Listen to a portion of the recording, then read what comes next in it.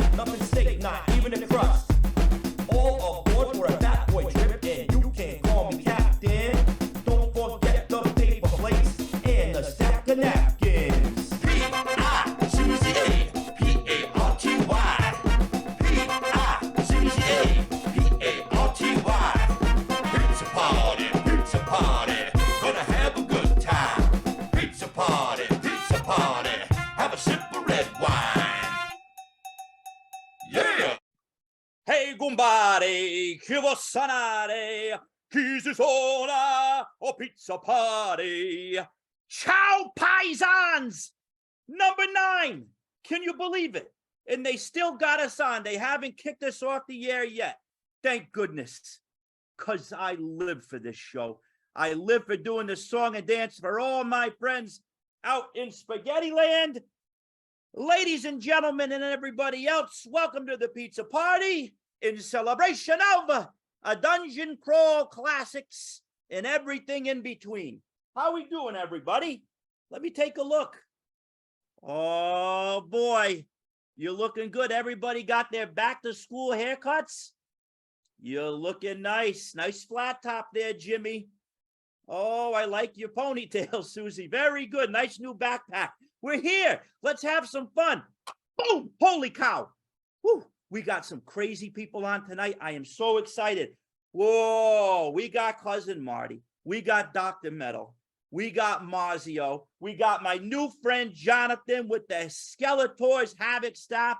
We are going to tear it up tonight. I got so much stuff. I had to put stuff over to the side for the next episode. You ready? All right, buckle up. Get your napkins. It's going to be a mess. Here we go. The Crypt of Cool. Hello.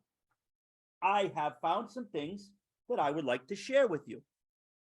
Now, just a reminder, or if you've never been on this show before and you've been living under a rock, this is all about Dungeon Crawl Classics, role-playing games, creativity, inspiration, and being friendly to each other in crazy, crazy lands of fantasy, monsters, and basements. So let's start with crazy monsters and basements. Hey, you been outside lately? I went to the doctor. She told me I gotta exercise more. I got the high cholesterol. She said too much shvuyadel and too much cannoli. So I've been going outside. I've been walking around, and it's happening. It's happening, everybody. Have you been out there? I went down. There's a farm next to my house. I walked through the woods. I smelled it. Somebody had a fire. And I looked up, all up at the green, and it's like somebody snuck around with a little paintbrush. A little bit of orange and yellow. She's coming. Our old friend Autumn. And you know what happens in autumn? I'll tell you what happens in autumn. Spooky stuff. All the stuff you need to whip up a witch's brew for a good game. And you know where you start? Right here. One of my number ones. They're going to put this in my coffin. Ladies and gentlemen, something wicked this way comes. This is on Joey's top 1 list. If you want to read a book before you die, check this one out. Carnivals, weird stuff, very strange stuff, knocking around the suburbs which are filled with magic. I'm not going to get too deep into this because you have to experience it yourself. If you're a kid at heart, if you're an adult, it doesn't matter. This hits every chord. Oh, the nostalgia when I read this. I read this every year. This in the Count of Monte Cristo. Highly recommended this season. Check this out. And now, if you want to get straight to rolling dice, my guy, Mr. Brendan LaSalle, he's going to come up a couple times. I pulled this one off the shelf because I'm getting ready to run this for some kids. I got my son, he's in middle school. You met Elvis before. We got a couple of kids coming over playing Ravenloft, the original, in the basement. We're doing it every Friday now. We started last week, and somehow I'm going to work this in. You guys ever seen this before? Dungeon Crawl Classics horror. They say it right there. They're not messing around. It's all spooky, but this one gets the stamp. Horror. It says it right on there. The web of all torment. You start out, this one's nuts because you start out, I don't want to spoil anything, but let's just say this. If you ever run into a place called the Cozy Cobweb, get out of there. Get out of there. Don't become a busboy at the Cozy Cobweb or you're going to lose half your face. This is a very interesting take on an adventure. This is not your run-of-the-mill, let's go in there, kill a bunch of goblins, everybody's good, you go home and have a slice of pie. This is going to mess you up. It's going to give you nightmares. Even just reading through it as a piece of like narrative fiction, oh, chef's kiss. Try it out. It's in the Goodman game store. But if you got a bunch of 0 levels, a bunch of nobodies, here's another spooky one that my guy came out with. This is a classic. When you talk about funnels, this is up there with the best. Hole in the Sky. I think this was like the first game, role-playing game I ever ran for my wife and her friends who had no background in role-playing games. They loved it. Woo! This one's, yeah, you sneak through a cornfield. You get into this big, like, hive-like structure. There's little people living in the walls. You got this slumbering giant. And then up here, you see that? Be careful when you get up to this cage. There's bad stuff in there. Perfect for the Halloween season. Because now, next time I see you, it's going to be October. So you got to start prepping. That's why I'm bringing this stuff up now. All right, so there's some stuff from Goodman Games you got to check out. Hey, remember I told you about this Stay Sick that I came up with? Just a couple bucks online, a little bit of a Tunnel Goons thing. I want to take a big shout out to my man, Jake Echo Sierra, because he took Stay Sick and he made a zine for a zine. He's got a zine, a fanzine called The Sicko Fan. Yeah, that's volume 2, number 2. He did a number 1. And then the other day, I get another one in the mail. This warmed my heart. So a big thank you and a big garlicky kiss to the Gnome de Plume, Jake Echo Sierra. I'm trying to get him to put this up on Drive-Thru or Itch. But if you want to be a juvenile delinquent and mess stuff up in your town, burn a couple of buildings down, steal a couple of cars, this is where it's at. The Sicko Fan. All right. Stay sick. We talked about that. You know this guy. I like this guy. I talked to him a couple of times. He's a tough guy. Pookie from over there in the UK. Pookie, I want to thank you. Me and Tim Deshane came up with one of us. This is on the Goodman site. Pookie gave us a favorable review. That's very hard to come by that guy. That guy doesn't mess around. On the Goodman site, my big buddy, Tim Deshane, who wanted me to mention, and I backed this up, so I don't have the record. I like to show the record during the Crypt of Cool. The new Heilung album. You ever listen to Heilung? Oh, that's amazing music. Heilung, all right? It's like they're a little bit German, a little bit Norwegian, throat singing, and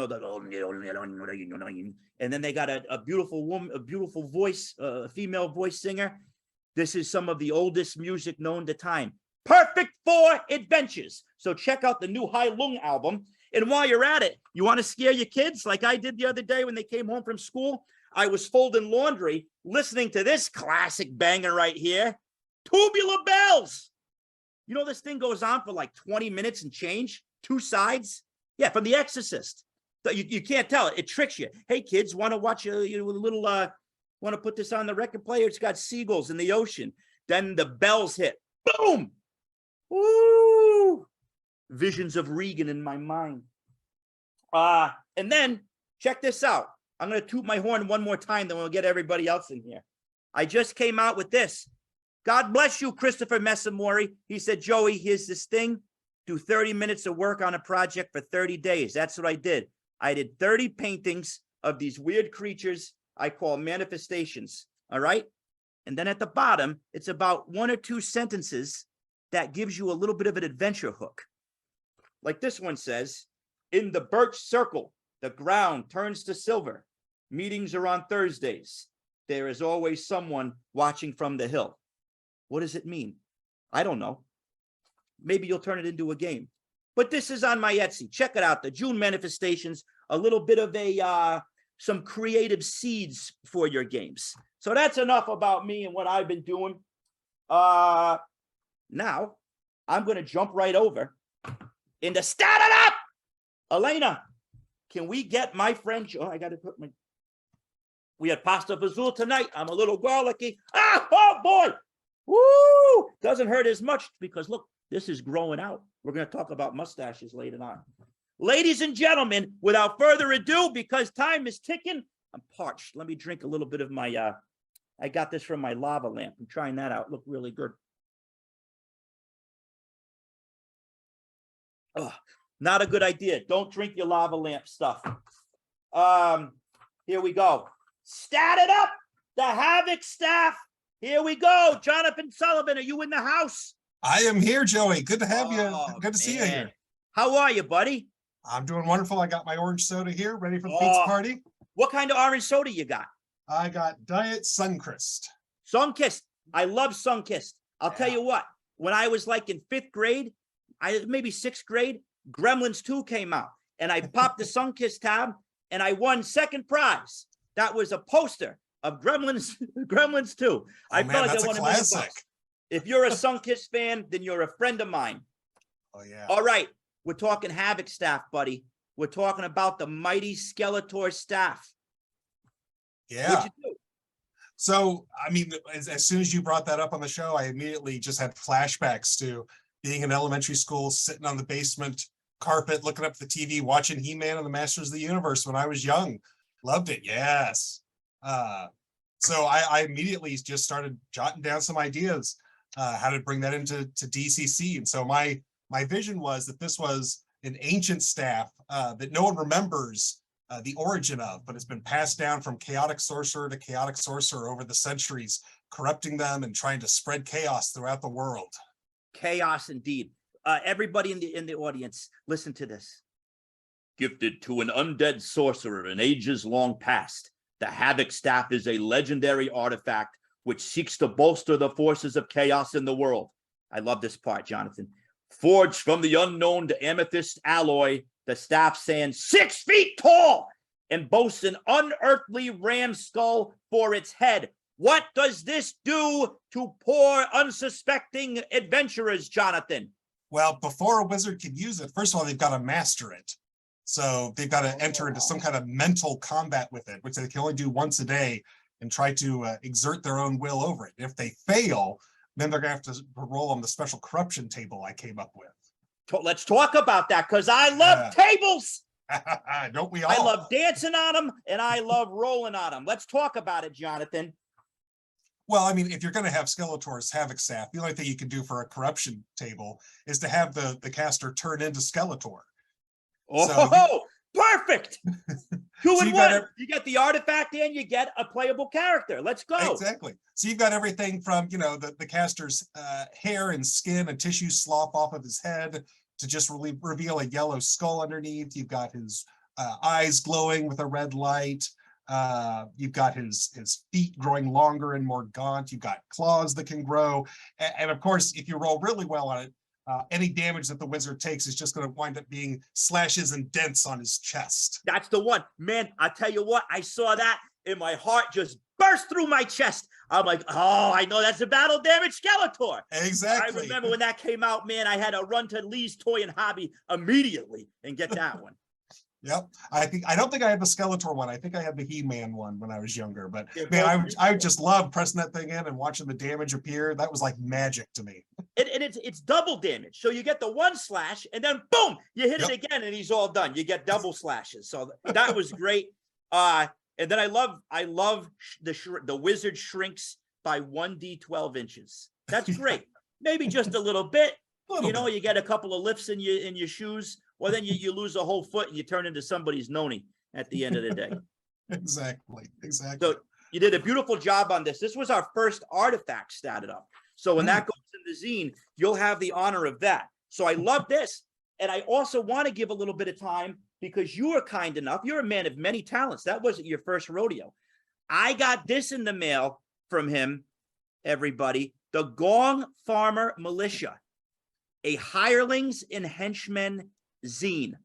Boom! Pow! Right in the kisser.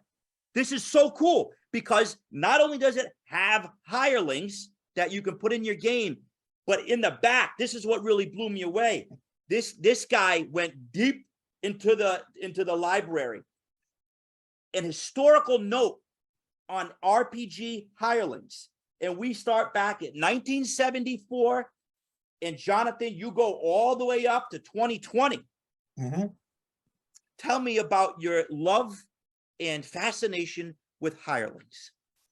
Well, honestly, part of it is just because I'm relatively new to old school role playing. Really? That's a surprise to me because this comes across as a guy that's been in the trenches for a long time. Well, I love researching stuff, but I was born in 1978. So by the time I was old enough to know about role-playing games and get introduced to them, second edition AD&D was what you found on the shelves. So that's Yeah. what I grew up playing was that, and then went into World of Darkness, and the Werewolf the Apocalypse game was a long-running campaign I played with for a while. But it's only been the last couple of years. Actually, Luau Lu, who you've had on the show, Oh, my introduced poutine. me first to Mutant Crawl Classics and then to Dungeon Crawl Classics back in late 2019, so just in time for COVID to hit. So we played some Mutant Crawl Classics online for a while, and then dove into some DCC, and I fell in love with it. I'd kind of been aware of the OSR movement for a little bit, but this was kind of my impetus to really dive into it a little bit deeper and learn. And so I'm kind of an intellectual type of person. Like I said, I love researching things. So when I decided to write this zine, I thought, I really need to go back and try to understand some of the history because I was becoming more aware how important hirelings and henchmen were to the early game, that it was understood that characters just weren't powerful enough to enter into a dungeon by themselves. They needed to have some cannon fodder, as it were, to help them along. So I went back and looked up some of those old rules and drew some inspiration for that when I wrote the zine. I hope you can kind of see that throughout the zine itself. But Absolutely. I wanted to share that research that I had done with everyone else. So that was one of the stretch goals when I kickstarted the zine, was to add those 4 pages with the history. Yeah, this reads as somebody who has done their research, and I respect that, because similarly, DCC opened my eyes up to the history of the game, the style that we all get around the table and roll dice. There's so much rich history. There's a lot of politics and relationships and versions and divergences from that. And this is, I mean, not only the content, but this looks like an old zine you would find in an old gaming store. So well done on the layout and just the tone of that all. Some great art in here. No space is wasted. You got elven guides, halfling cut purse, temple acolyte, hired muscle. So this is nice. This really aligns with the character classes as well. Yeah, and then the stretch goals were kind of going beyond the classes a little bit. So you can kind of choose what it is, what's the right hireling for the mission that you're going out on, for the adventure you're going to be doing, and see just how long they actually survive.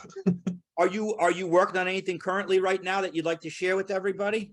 Yeah, actually, I'm hoping next year to kickstart my first adventure, which is actually going to be fairy tale themed. Ooh, very cool. The idea is that the characters kind of get sucked into a fairy tale book and have to kind of work their way through Hansel and Gretel and Jack and the Beanstalk and some of those environments. The kind of big set pieces having to go to multiple locations around the giant's house and kind of sneak around that to get to various different things to eventually try to find your way home.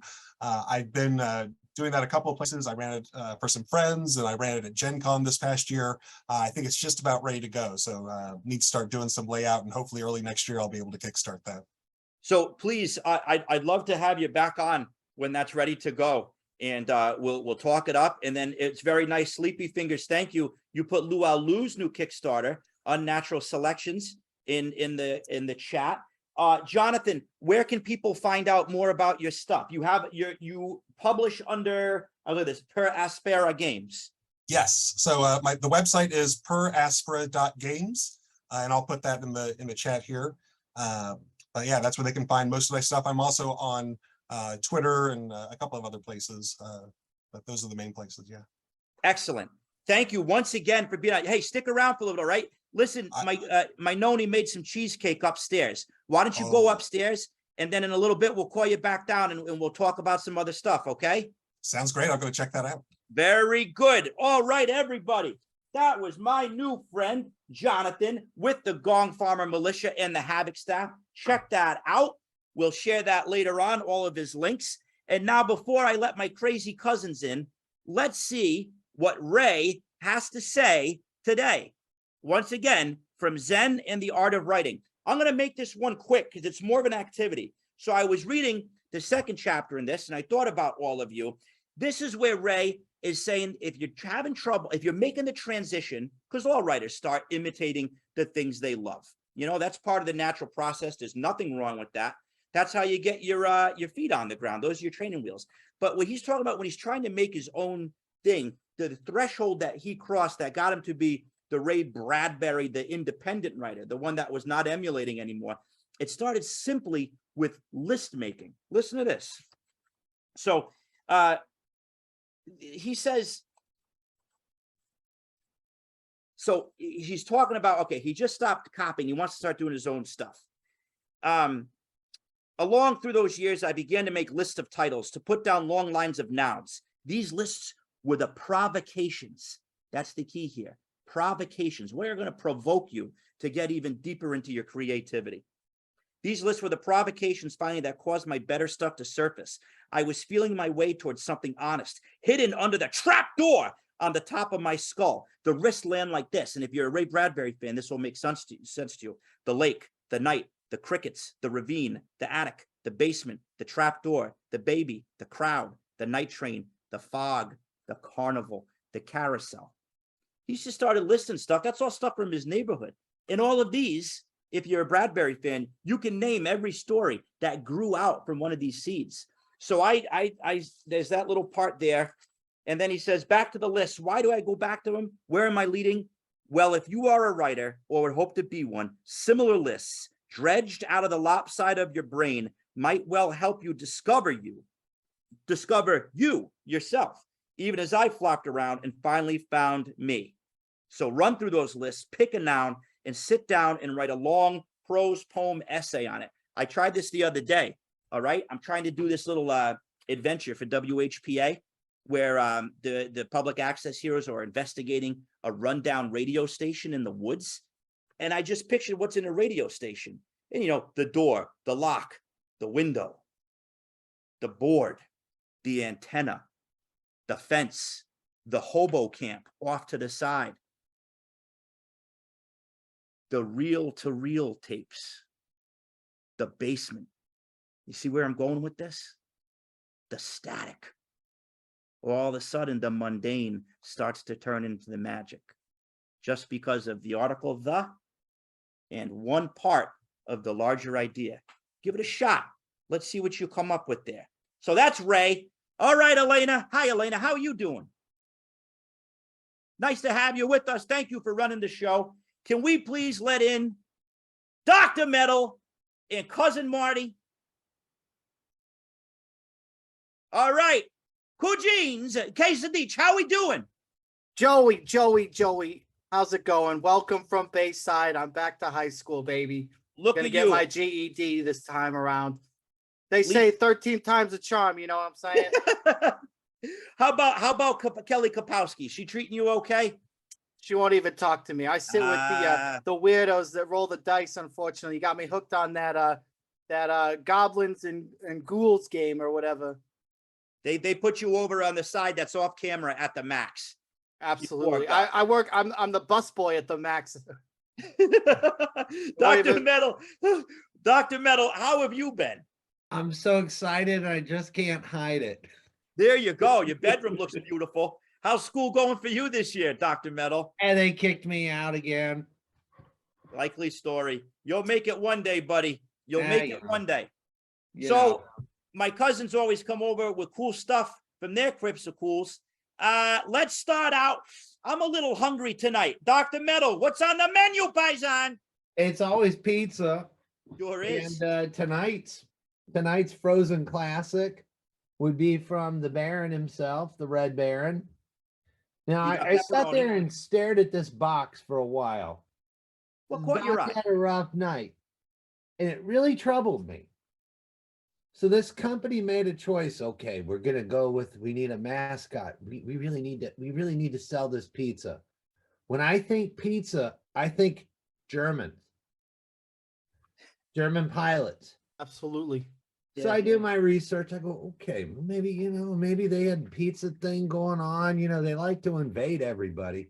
I go in there, the real Red Baron, and he doesn't even look like this guy.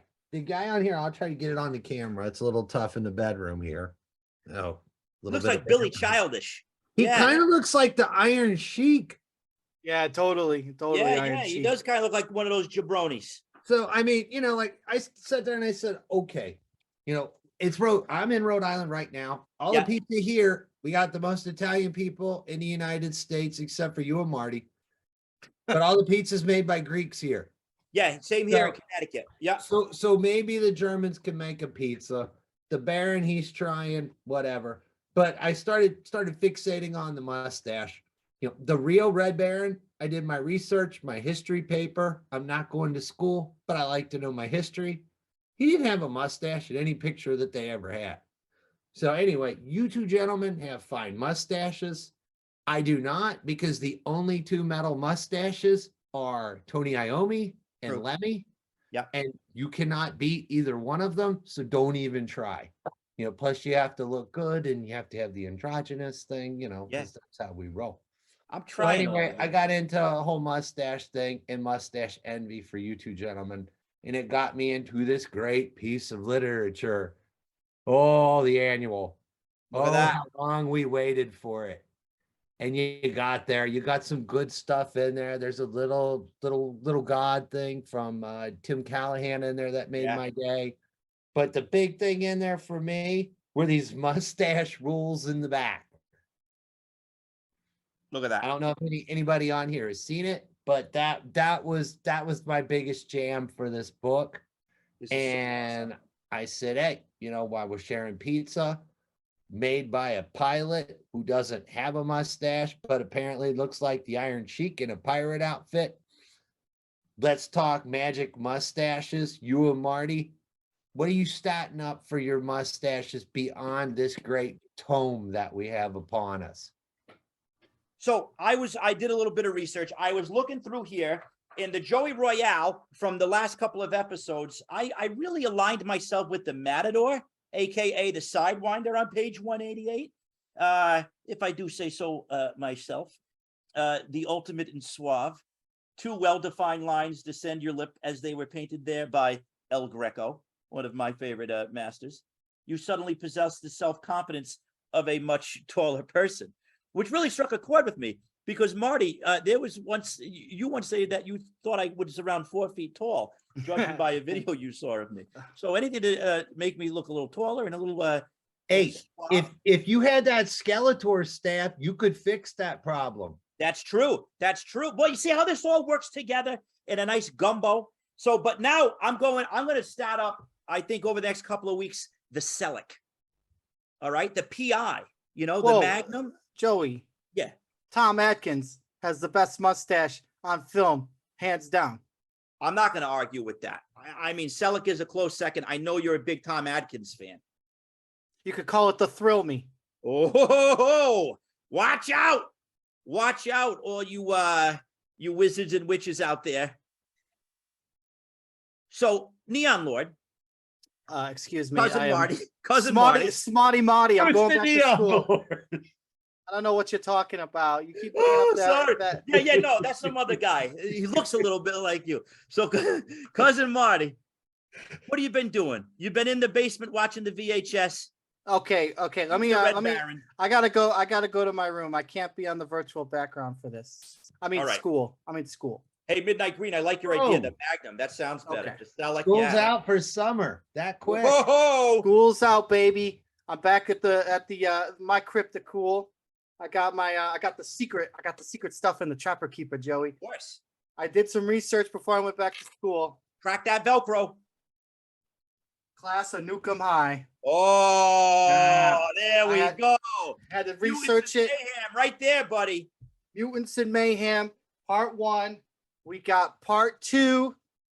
We got part 3. Ah, come We got on. What are you doing over here? The nuclear meltdown trifecta of the Cretans. So I wanted to emulate what a powerful mutant ganger in the 80s would be in high school. But then I had to watch a cautionary tale too. You can't be Icarus. You can't fly close to the sun because class of 1999 is going to come out. That is a classic. It's a phenomenal movie. What you get too violent, they're gonna take military robots and repurpose them for teachers. You're not gonna know the difference, and they're gonna kill all the students. What was the cleaned up version of that with Frodo Baggins in it?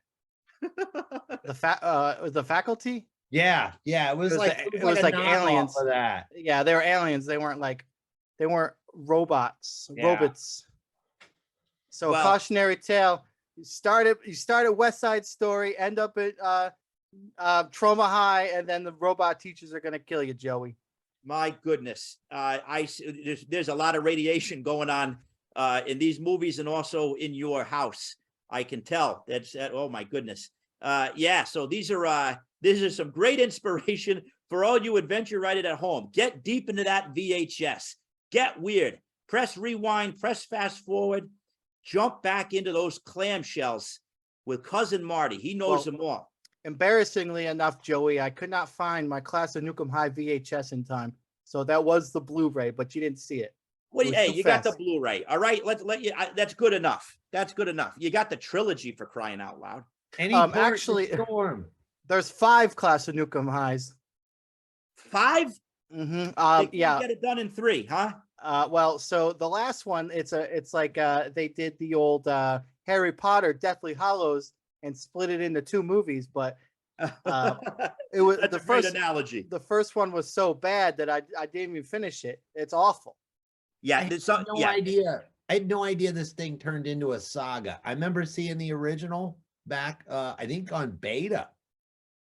Oh yeah. Well, Ghosty Squid saying no shout out for beta. Cousin Marty, you got plenty of betas, right? I got betas up in here too. Just not the traumas. Not the traumas. No. Uncle Lloyd, always pumping out the stuff. Always pumping out the stuff. Chewing that bubble gum. Embarrassingly bad. It's like Return of Nukem High. It's bad. The first one I love though. I love the creepy. classic. 1, 2, and 3 are awesome. Yeah, I love them. There's a That giant- monster. There's a statted up for you. The mutant from Nukem High. Yeah. Hey, the mutant baby. Hey, hey guys, since we're all sharing our stuff, I forgot to do this for our stat up. I got something from Uncle Brendan in the mail. Oh, snap. I wasn't expecting it. Hey, I'm going to let you know a secret. So I got this big box from USPS, FedEx or something, right? My wife's like, what is it? You could fit somebody's head in this thing. I open it up. Uncle Brendan sent me a bunch of his action figures from when he wasn't Uncle Brendan, from when he was just little Brendan. All sorts of beautiful stuff. Micronauts, G.I. Joes, Battlestar Galactica.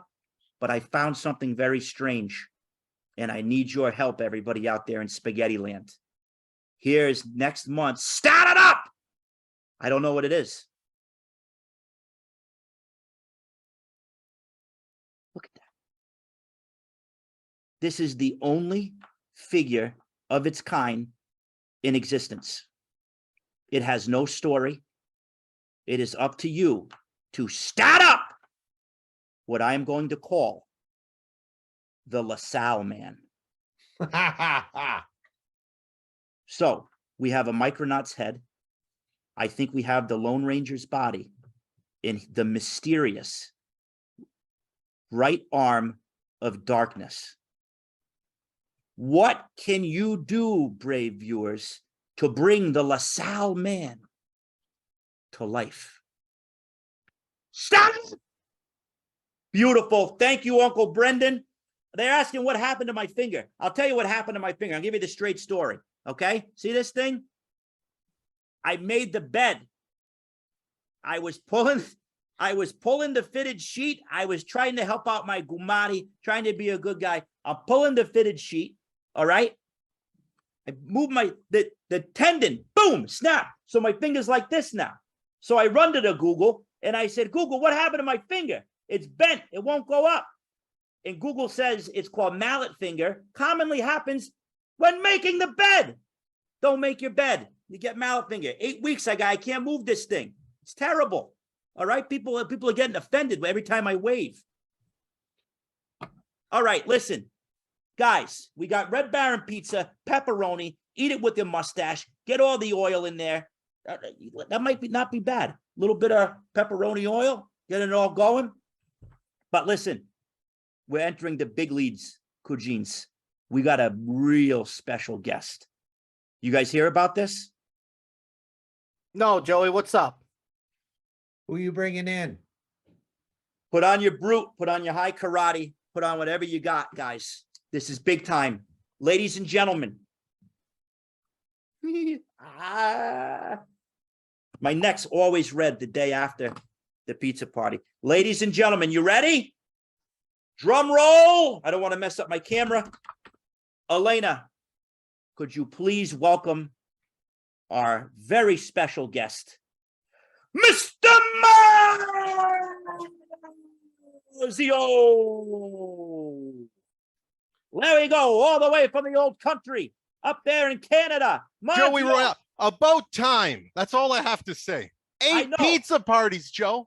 8. 8 goes by, my phone doesn't ring. How many adventures do I got to write to get on this thing? I was nervous. I look up How to many you. adventures? You're one of the big shots. All right. My phone. I had to gain momentum so the platform was big enough for a man of your fantastic stature. I was waiting by the phone. My phone's dead, silent, like the prosciutto hanging in Nono's Oh, basement. In the Quiet. basement. You Nobody know about the calls Soupy me. Seller. Yeah. I don't understand what's going on. I got a thing here. It says I'm kind of a big deal. That's the whole thing. I had to get my chops down, Mars. I had to get my chops. All right.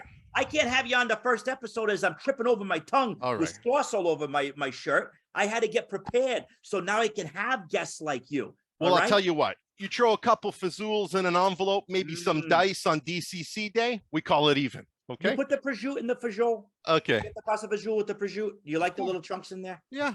Naturally. That's good. That's real good. My Anyway, mother- I'm so happy to have to be on here. I really am. This is Yeah. awesome.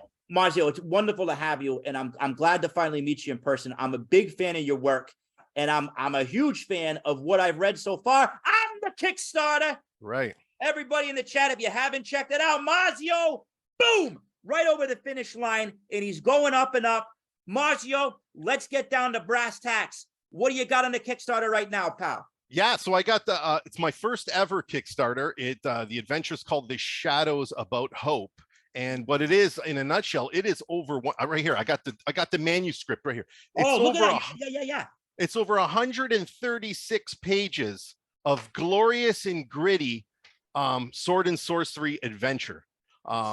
It could be run as a level 1 or level 2 adventure, or it can be run as like a mini campaign that takes you from 0 level all the way to 2nd level throughout the course of this adventure. So there's a So you lot got in there. I options. put all kinds of stuff in there. How does that? Tell me about that. I'm interested in that. Tell me how that Okay. works. The two choices there. So the adventure comes with its own sword and sorcery occupation table. Oh, So you can start right from scratch. You can roll on the sword and sorcery occupation table. The campaign, the adventure begins in a town called Fort Hope. It's a frontier outpost on like the very fringes of the civilized world, right? So you begin in this town. You can, and if you want to start at 0 level, you can roll on the sword and sorcery occupation table. And Yeah. not only does it give you your occupation and your starting goods, it also gives you where you're located in the town of Fort Hope before the adventure at the adventure's outset. And then the adventure just spirals off from there. And then I set up something where it's more of milestone style of leveling. So when certain things are Okay. accomplished in the adventure, you would gain a level if you choose to use that. You can use your standard XP calculation if you want as well. But then for some people who are not interested in 0 level play, you can begin with a level 1 character. And I also included, like, I think a list of adventure hooks, adventure seats, how to get your players involved and into Fort Hope from your existing campaign. So this is open up and play. This has anything a judge may need to get the ball rolling. oh my God, this has so much stuff. It's almost a mini camp setting guide as well. Yeah, that's what it sounds like. Yeah. So during playtest, one of the it's probably the greatest thing I've heard during playtest. One of the playtesters came up to me and they said, this adventure is Beyond the Black River meets the 13th Warrior meets the Usual Suspects. Oh, That's the my way he explained goodness. the adventure. And I was like, that's pretty cool. And I mean, that's his take on it. Right. But yeah, it's got everything. It's a dungeon delve. It's a kind of mini hex crawl. Yeah. It is an investigative mystery as well. So it's kind of all wrapped in into this one big thing. And I wrote this thing, to be honest with you, Joe, this was probably written in 2017. And I've just had it here. I played it with my home group. I Yeah. played it at some conventions and I wanted to publish it. And then I started writing for Goodman Games. So this kind of went way back on the back burner. Yeah. And I had so much fun, and I still do have so much fun writing for Goodman Games. And then I kind of now went back and revisited this, and I'm like, I've met some contacts, I've met some people. How do I get this into the world? And sure enough, here it is. So Mars, you bring up something very important, and I've said this on the show before, and I'm trying to be a little bit more succinct about it. But everybody out there who is afraid to put out something, wants to put out something, doesn't put anything out, just think about one of the best games you ever ran or played in. Put it on paper, and I guarantee you it's going to have value. Somebody's going to want to experience it as well. Don't be scared. You run an awesome game, take notes, put it on 24 pages, throw some art, and photocopy it. Go to Staples and pump it out. This sounds awesome, Mars. Now, Mars, you are an illustrious, a prolific, a very well-versed adventurer. So you're so prolific. I have a note card so I don't forget everything. You won the 2017 Rodney's Design Award for Star Wound of Abaddon, which is awesome. I have not played it, but I've read through it, and I love just even reading. It's one of those things. That's how you know a good adventure, when you can pick it up and just read it for fun outside of the table, you know? Death Slave, come on. Death Slaves of Eternity. What DCC nut has not lost a couple of friends in that? I love this. The Doom That Came to Christmas Town, classic. You're a contributor to the DCC Book of Fallen Gods that I got to get my hands on. I don't own that yet. And the Veiled Vaults of the Onyx Queen. You're a busy man. Yeah, I mean, it's like I said, I have a lot of fun doing it. So I'm in very nice, kind words. Yeah, I'm glad you enjoyed those things. I love writing it. And that's what I always tell people. If you like what you read, please tell the author you liked what you've read, because I'm kind of in a vacuum here. I kind of get the feel that people like it, but every once in a while, I don't know, it's almost, it's a bipolar type writing situation where I'll put out my stuff and be like, no one can touch it. This is mint. And then other times I'll write and I'll be like, oh my God, you know, someone's going to boot me right out of the Goodman Games writing room. You know what I mean? Yeah. And when you hear things like that, it's just fuel to the fire to make you want, when you hear people say they like your stuff, for me personally, it's fuel to the fire. It makes me want to write more. And just to go back on your point, Joey, you're absolutely right about putting things out. Don't be scared. Listen, that's another reason why I did this, because there's some comfort involved with me writing for Goodman Games. Like they like my stuff. I like writing for them, and it's going to continue.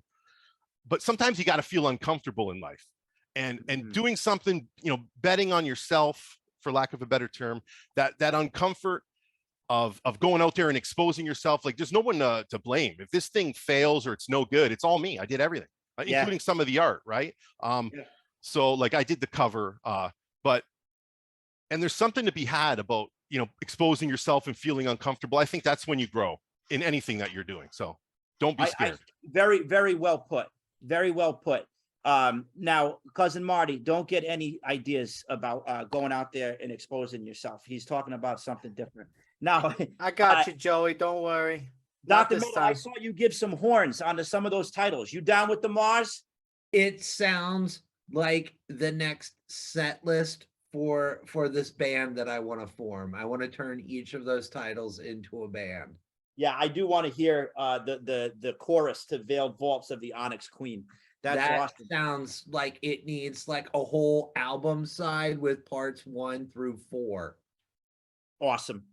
Now, Marzio, we don't have to go back to the whole creation story of how you came to be, but what was the DCC Revelation for you? Why DCC? Well, you know, my story I find is kind of similar to many people. So, you know, played D&D growing up my whole life, whatever, Top Secret, all those games, West End Star Wars, Rifts, and then put it away. Just didn't play again around, you know, the end of high school. But I always had my toe in the hobby. I always went to used bookstores, bought any adventure that didn't matter the system, as long as it, the module appealed to me, I would buy it and read it. So I've been reading adventures for fun without playing a game. And make a long story short, you know, married, kids, move into my house, build my office, and all the stuff comes out of boxes and it gets thrown on the shelves, and people come over and they're like, what the heck is this stuff? And I'm like, I'm not going to tell you, I'm going to show you what it is. Right. And I wanted to play a game. I was searching online. It's just luck. I don't know. You know, I don't know how this happens. I'm looking, what game am I going to run? I didn't really want to. I think it was 4E was going on at the time, or 4th edition D&D. Yeah, sure. It didn't appeal to me. And then I read this. Oh my God, Appendix N. I'm guilty of only reading Appendix N. I had to broaden my range of reading. And I'm like, and then the magic system and the Mighty Deeds. I bought it immediately. Threw a big party at Christmas time, invited my buds, many who have never played a role-playing game in their life. And we just did it, and it kind of went from there. And If- I've if always you had a wanna- passion to want to write something anyway. And Sure. this made me like, it just like, it opened up the network in my mind of like, I got to get something on paper here. Yeah, yeah. Like I had never. I like. I'm not like. Oh, I'm going to become. I want to write role playing games. It was DCC that lit the switch for me. Oh, Just seriously, yeah. off the wall stuff. Anything goes. Like we're talking about Nukem High. Very easily transported over to MCC or something like that, or America or Neon Lords. And then you got so sword and sorcery. I'd love to hear your definition of sword and sorcery beyond just there's a sword and there's magic. To me, Ray Harryhausen was the bomb that set off my love of sword and sorcery, the stop motion stuff. What about you? I know you mentioned Appendix N, but in Appendix N, what was the real roots of that for you? For me, I'm with you. I love the Adventures of Sinbad. My uncle would show me that. I'd go to my uncle's house. We'd be watching that. We'd be watching the oh my God, what is it? The voyage on the boat with the skeletons. Argonauts. Argonauts. Oh my God. Argonauts. Argonauts. And then of course, the 1982 Conan the Barbarian, right? That opened up. I mean, come on. And all that kind of stuff. It's just I was always drawn to that. That's just what I was always drawn to. So Dr. Metal, how about you? What's your sword and sorcery egg? Conan comic books, Savage Sword? the OGs pulling off the spinner rack. The Yep. fact that a guy could walk shirtless through a snowstorm was pretty badass. Yeah, I tried it. It didn't work too well. Yeah. Then about the you? movie came. The movie was amazing. Yeah. It still probably is the pinnacle. But to your point, Sinbad, all that stuff were all that, you had that mixed in with the creature features. You're like, ooh, they got swords and they're fighting stuff. But really, it was the Conan comic books. and you guys Cousin are Marty, big. how about you? The Lucio Fulci sword and sorcery classic Conquest. Oh, all right. With the bone nunchucks and the laser Yes. bow. Yes. Yeah, that was a great one. Fulci, you can't do wrong in my book. But that's it. But that's the thing. That's DCC too. You got your Appendix N, you got your Robert Howard and all that. But then there's a Fulci feel to it. I think that's a very good. That's the continuum there. Very good. Yeah. You want to talk movies? Yes. I would record these off of regular TV and wait and pause the commercials. You remember those days? And then you watch the video again. Yeah. What was it called there? Oh my God, I'm just drawing a Dragon Slayer was one huge one, and Excalibur. Yes. Those Excalibur, Conan, Dragon Slayer. I must have watched that weekly as a kid. Elena, can we bring Jonathan in? I see him nodding. I know he has stuff to add to this. You just brought up Dragon Slayer, and we were talking about Jason the Argonauts. If you guys have not seen it yet, I just watched it yesterday, and it is a absolutely beautiful, stunning documentary on Phil Tippett. You guys familiar with Phil Tippett? Stop motion legend. Not only stop motion, but go motion. Cousin Marty, he did the ED, what's his name? The robot from RoboCop. Yeah, Ed. Yeah, Ed. Yeah, he did all, he did job. He was part of the design team for Jabba the Hutt. The list is way too long. He was the one that really, he saw the digital age coming, with Jurassic Park was really the threshold. And that's like the denouement of the movie. That's like right here where the movie splits into the second half. Instead of giving up and throwing it in and say, I spent my whole life doing stop motion, forget about this, that's for the kids. He embraced the change and he added his skill on top of the new stuff. Absolutely beautiful. Please check it out. It's relatively new. It's the Phil Tippett, I forget, of Monsters and of Men or something like that. Yeah, the Ghostly Squid, ED 209. Thank you. But it's just a real beautiful story there. Jonathan, what about you? Sword and sorcery, the roots of that for you? Yeah, some of the same things there, especially in terms of the Conan movies. I have some real memories of watching Conan the Destroyer and just being very disturbed by that mirror monster. Yeah, as a young kid, yes. that freaked me out. But I think really the one that did it for me was the Fafhrd and Grey Mouser stories, but in particular the comic versions that were drawn by Mike Mignola. He did such a great job of capturing that world. And just the visuals of that. That's what's always stayed with me now when I read the rest of the stories, is the way he portrayed Lankbar in all of those locations. That is amazing. There's so much good stuff to pull from. I mean, from all the way back from the 40s to the 80s and everything in between, and even the 90s too. And now, because somebody's mentioning the Northman, and I do want to check that out. Mars, how about some advice for when we get stuck in the rut? You know, you talked about it. You get the imposter syndrome sometimes. You know, you get stuck. You got the blank page in front of you, and no matter how much coffee you drink, how many meatballs you gobble down, you're still stuck there on the chair. What do you do as a master? Or for writing in specific? Yeah. For me, I always try to hit the things that inspire me the most, and they might not even inspire me, but like sometimes you got to step away from sword and sorcery to write sword and sorcery, right? Oh, so beautiful. I'll go in. Yeah. Oh, sorry. Yeah. I'll go in to start watching some horror. I read a couple of true story, like not fiction books, like about a guy who explored the Amazon in the Amazon jungle, and in the early late 1800s, early 1900s. So step away from fantasy. Go into something else, go into horror, go into true crime, read and watch movies about that kind of stuff. And it's crazy the inspiration you'll get from even watching these silly TV shows that I would never watch on my own. I'll sit down beside my wife and she'll be watching something, and I'll get all of a sudden an idea of, holy crap, I'm going to put this episode of Grey's Anatomy in a sword and sorcery adventure. You know what I mean? No, I do. Yeah, I do know what you mean. So, but for me personally, my radar is always open to gameable stuff, if that makes any sense to you. Yeah, like I'm always got a notepad everywhere I go, maybe to the detriment of hanging out with my friends and family, but deep down somewhere back in my mind, everything is gameable. And I'm always looking at it through a little bit of a gameable lens of what I can use for my writing or games or whatever. So I totally agree. I forget what show I was watching the other night, but my wife looked at me because she was talking to me. I wasn't paying attention. She goes, "I bet you are turning this into some kind of game or dungeon right now." That's what we have. There's like a filter, like right about here, where it comes through. Yeah. My wife does the same thing. I'll be staring, like we went for a walk and I'm staring at this like this man-made lake thing, and I'm looking at it. She's like, "What are you thinking about?" I'm like, "I was thinking about what creature would rise out of that water right now." You know what I mean? Absolutely. And she's like, "You're insane." And I'm like, "Yeah, probably." No, probably. It's right, but that's the thing. Listen, everybody out there, I've been doing this a lot more now. Go outside. There's so many ideas. Marty, you write a lot, and have you actually, I know a little about this because you drove me around your town. You get ideas doing that, right? Driving around and looking at buildings and stuff. Yeah, some wild stuff around the town. The Utes throwing bottles at everybody. Yeah.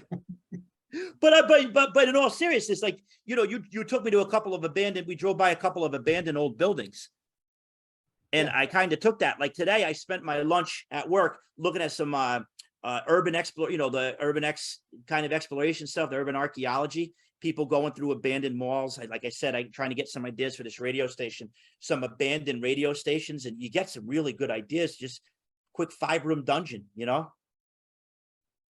That's cool stuff. What about you, Dr. Metal?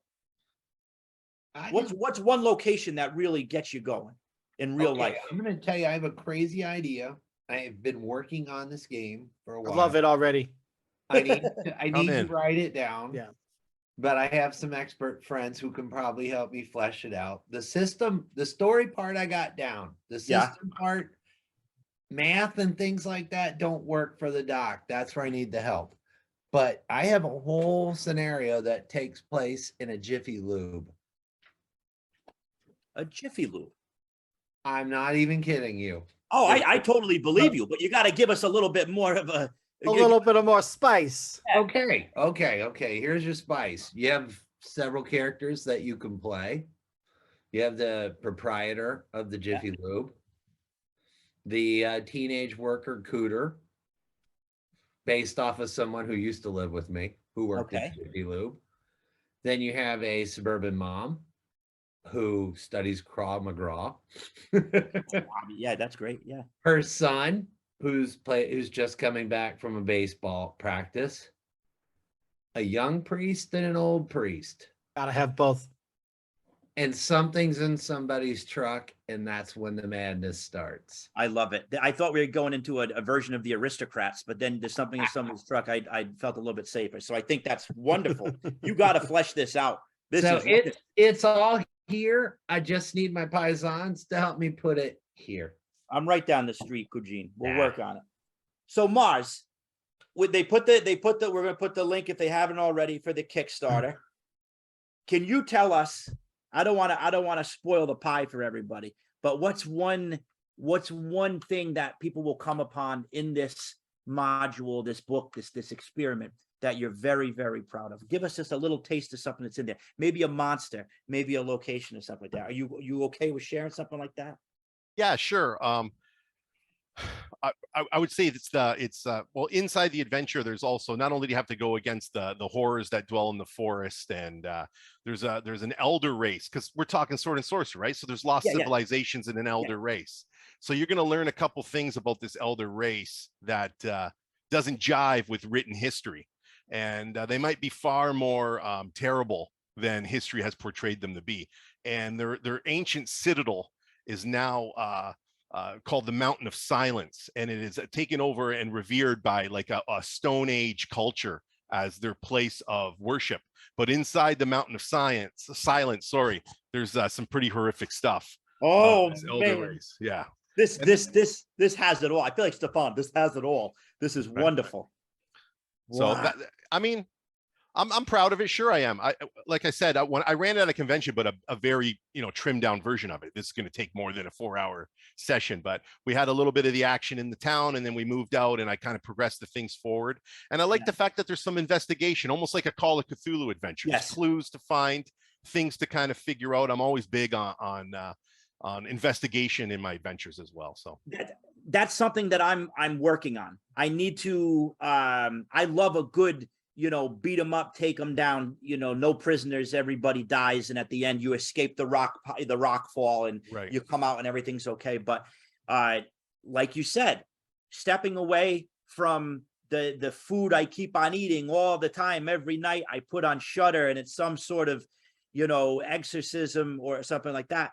Taking a step back and looking at what I've been doing lately is I got almost the whole run of all the EC comics, like Vault of Horror and Crypt, Tales from the Crypt and all that. But I've been getting the crime ones too. And the way they set up those crimes, I love it. And even like, all the detective shows on TV. Yeah, I mean, I'm trying to pull that in.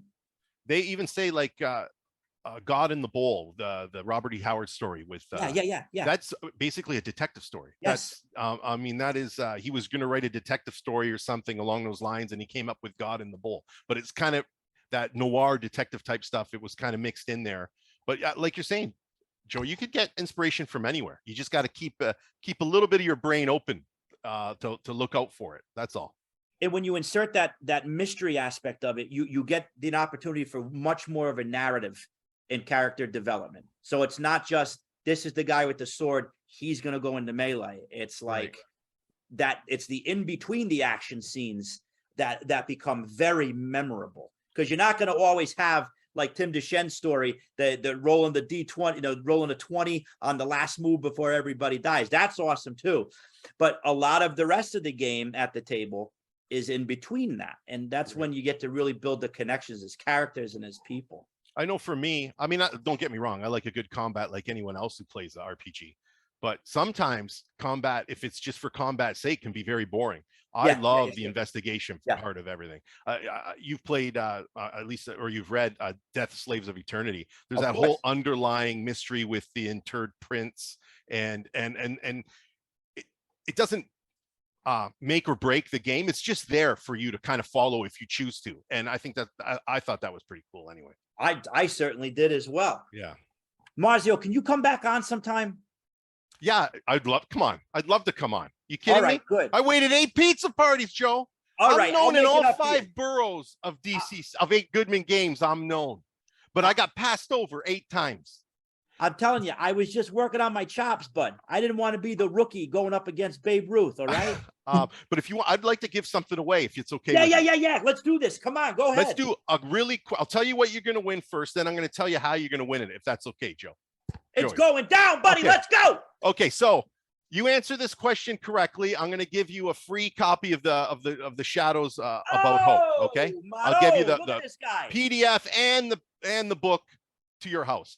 If you win this competition and you're already a backer, Madon, the things you're going to get. I can't even list it.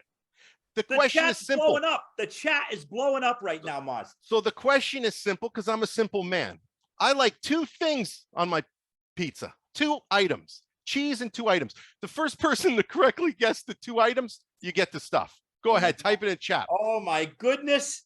Here we go. I'm putting my hands up. I already backed. I can't do this. I want to see what the friends are. But if you back to give you something, I'm going to give you a whole bunch of stuff anyway, Joe. Don't worry about it. Here we go.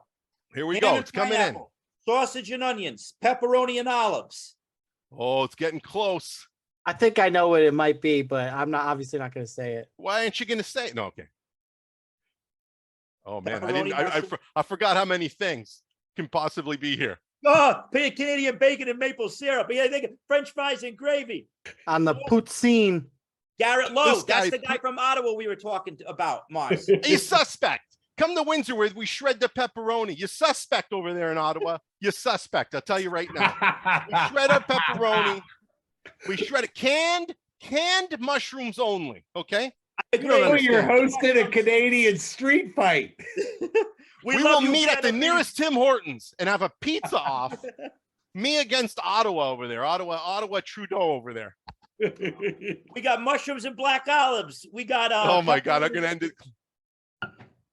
Very close. Any people are getting close? Oh, oh yeah, somebody said Windsor in there. They know. That's him. That's Oh, him. That's our him. Ottawa friend. Oh, my guess went. I was thinking pepper mushrooms. Pepper mushroom. No, very close. That's the doctor's order. I'm a pepperoni, but if it's my first time going to Okay. a pizza place, it's cheese only because you gotta. It's too, That's- okay, Joey. I don't want to take up your whole show. I'm going to give it to Midnight Green because he came the close. No, he didn't. Oh, No, there was a guy here. Where is he? Where did he go? I seen it. I swear to God, I seen it This in is here. great. This is awesome. I love this. Nice job, Mars. Peppers. I like bacon I yellow. won't eat a pizza with peppers on it. Hell I don't no. like it. that's not a pizza. That's basically a salad. Peppers. That's what my food eats. I'm not eating that. Absolutely. Oh boy, this is rich. I love this. This is so rich. Oh, All right, I'll give it to this you guy. Can get some of this stuff on a pizza. Definitely got to come on the other show and we can talk movies. yeah, definitely. Come on, I ravioli. mean, you know, I'm losing here. 'cause Here it is. Great bait. Baron Great has, bait like, got it. 2 So- flavors. Great Bake's the closest. I'll just end. I don't want to take up your whole show doing this. It's pepperoni and onions, but he got Oh, okay, sausage and okay. onions, and that's close enough. Great Bape, if you're already a backer, I'm going to give you a whole bunch of stuff. If you're not a backer, then you'll get the Shadows About Hope. Great babe. I don't know who Great Bape is. He's a good dude. I'm Yeah, on his Matt show Robertson, next man. week. Yep. I'm on his Yeah. show on Wednesday. Yeah, he's part of Looks the family. Jonathan, Thing's didn't rigged. Matt do If part this of is Gong- rigged. Didn't Matt do some of Gong Farmer Militia? He did. He was one of my stretch goals. He wrote the Confidence Artist. Yeah, I saw that. He's a great guy. Well Yes, he deserved. is. And thank you everybody for throwing your piece of choices in there for Mars. Jesus, it's 9 o'clock already, and I know Elena has more work to do. I want to thank each of you. Man, I mean it. I love this. This keeps me going. People like you that come on the show every week, everybody in the chat, Elena, you are all my friends, and I love you all very much. This was a great show with some very, very interesting minds on here that keeps my torch going even on the darkest of days. So as we've been ending the pizza parties, how about some words of wisdom from everybody in the house tonight? Who wants to go first, boys and girls? I'll go Mars. first. Oh, go ahead, Jonathan. Go ahead. Yeah. Go ahead, please. I'm going to quote Albert Einstein on creativity. He said, "Creativity is seeing what others see and thinking what no one else ever thought." Oh, man. Chew on that for a little bit, folks. Still having the connection with fellow humans, but building that machine like it's never been built before. I love it. I love it. Mars, what do you got, pal? I got 2 things for you, Joey, because I'm I tell all the guys, I coach a lot of sports. I tell the guys, nothing in this world of any value is created by skill alone. You need hard work, dedication, discipline, perseverance. These things trump skill 100 out of 100 times. So don't be scared that you're not good enough to do something. Just go out and do it. Because in the end, maybe if it's writing a book or going to the gym, whatever it is, maybe it's not 100% Stephen King when you're done writing it, but it's 100% you. And I promise you're going to learn something along the way when you do it. The second thing I got to tell you, words of advice, is never skip game night and never skip leg day, because you're going to be unbalanced either way. Right? Oh, so that's my words of advice. That's got to be a t-shirt. But you're right, man. We talked about this before. Show up. Even if you're tired, show up, because somebody is depending on you. You are that person that might get them through a tough time. So show up. It's important to be there. Just like Sunday dinner. You might not be getting along with your siblings, but they depend on you to be there at that dinner, sharing that meal, because you only get one shot, you know? Cousins, what do we got over there? Dr. Metal. I'm gonna keep it seasonal. Mhm. Message of hope in this time of hope. And I'm going to say, out of every failure springs the spirit Halloween. Oh. That is something on so many levels. Out of every failure springs the spirit of Halloween. Oh boy, that goes right to my heart. I know what you're talking there. Speaking of Halloween, next episode, I'm gonna do some dungeon crafts. You ever want to make a mummified hand? I made that.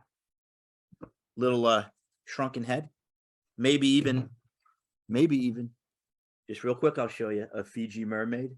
Oh, but what I'm gonna have us be sent out on is the #1 carpet salesman in Hoboken. Cousin Marty, give it to him, baby. The same thing I say every time from the That's why I immortal love it. Scott Hall. Hard work pays off. Dreams come true. Bad times don't last, but bad guys do. Razor himself. Rest in peace.